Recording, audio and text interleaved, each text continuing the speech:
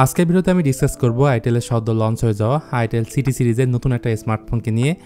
আর ফোনটি হচ্ছে itel city 100, যেটা ডিজাইন লুক থেকে শুরু করে ওভারঅল পারফরমেন্স কেমন সেটা জানাবো এই ভিডিওতে। সো বাংলাদেশ থেকে যারা দেখছেন মনোযোগ সহকারে দেখেন, আশা করি অনেক কিছুই আপনারা জানতে পারবেন।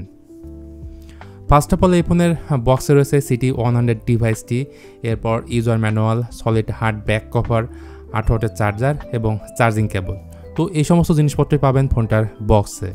এবার যদি আমরা এই ফোনটার ডিজাইনের দিকে চলে আসি, এর ডিজাইনটা অনেকটাই রিয়েলমি C75 এর মতো দেখতে। এরপর বডি ফ্রেমটা প্লাস্টিকের তৈরি। ডিভাইসটির ডান দিকে রয়েছে ভলিউম রকার ও পাওয়ার বাটন, নিচের অংশে রয়েছে type C port, audio port, speaker grille এবং প্রাইমারি মাইক্রোফোন। উপরে তেমন কিছুই নেই। আর বাম পাশে পেয়ে যাবেন সিম কার্ড ট্রে, যেখানে দুটি সিমের পাশাপাশি একটি মেমরি কার্ড আপনারা চাইলে ইউজ করতে পারবেন। তাছাড়া এই ফোনটার মধ্যে IP64 এর রেটিং দেওয়া হয়েছে। পাশাপাশি বলবো সিটি 100 যথেষ্ট লাইট ওয়েট, মাত্র 7.65 মিলিমিটার হচ্ছে এটার থিকনেস এবং ওয়েটের দিক থেকে 185 গ্রাম।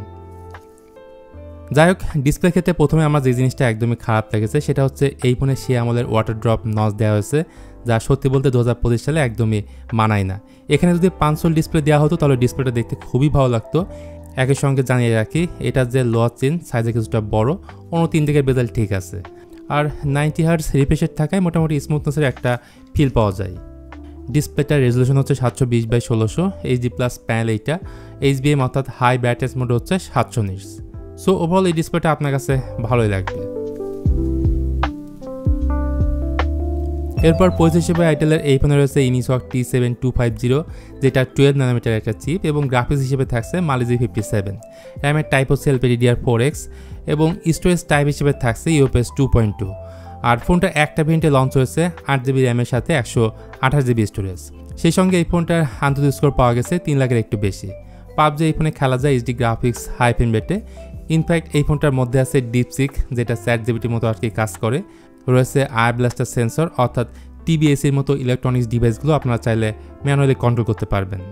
এছাড়া অপারেটিং সিস্টেম হিসেবে অ্যান্ড্রয়েড 14 এর সাথে রান করছে iOS 14.5। তো এই ফোনটার স্ট্রং পয়েন্ট নিয়ে বললে এতে 5200 mAh এর ব্যাটারি থাকছে। আর এই বড় ব্যাটারিকে চার্জ করার জন্য ফোনের বক্সে রয়েছে 8 ওয়াটের চার্জার। সো একবার ফুল চার্জ করতে পারলে 1 থেকে 1.5 দিন অনায়াসে ব্যাটারি ব্যাকআপ পাওয়া যাবে।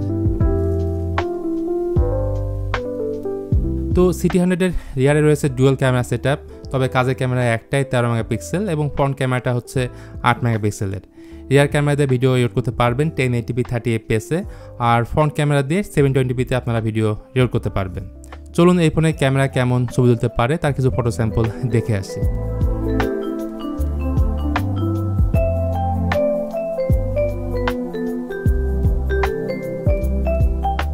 এবার আসা যাক এই ফোনটার প্রাইসের ব্যাপারে। এটা আসলে পাকিস্তানে লঞ্চ হয়েছে, সেটা আবার পাকিস্তানি 7000 রুপিতে, যেটা কনভার্ট করলে প্রায় 12,000 টাকার মতো আসে।